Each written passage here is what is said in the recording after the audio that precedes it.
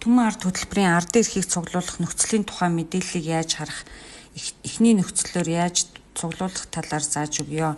Ард аппликейшны нүүр хуудасны ардын эрхийн хэмжээг харуулсан хэсэг дээр зөөлөн дараад ороход түмэн ард хөтөлбөрийн ардын эрхийг цуглуулах нөхцлүүдийг харуулсан энэ цонх гарч ирнэ. Шинээр данс нээх гэсэн дээр дарахад шинээр данс нээхэд олгох ардын эрхийн хэмжээнүүдийг харж болох бөгөөд ардын эрх нь зөвхөн нэг удаа олгохыг анхаараарай. Хамгийн ихний зорилттой данс нээх талаар зааж өгье. Ардын зорилттой хуримтлалын хүүн одоогийн байдлаар 6 сар хүртэл 13, 12 сар хүртэл 16, 24 сар хүртэл 17% байгаа юм байна. Зүүн дээд булан дээрх буцах сум дээр дараад аппликейшны нүүр хуудас руугаа ороод улаанаар тэмдэглэсэн дугуйсан хуримтлал гэдэг дээр дараад орно. Зорилттой хуримтлал гэсний доор байгаа данс нээх гэдэг дээр дараад орно.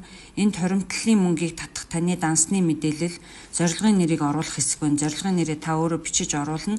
Хуримтлал нээх доод дүн нь 50,000 төгрөг бөгөөд энэ дүнгээс их байж болно. Нээх дүнгээ оруулаад хуримтлалын дуусах хугацааг оруулна. Автомат хуримтлал гэдэг нь тогтмол хугацаанд автоматар таны данснаас тогтмол дүнгээр татахыг тохируулах хэсэг юм а. Энэ хэсгийг сонгохгүй ч байсан болно. Одоо хамгийн доор байгаа үргэлжлүүлэх гэсэн улаан товчийг дарна.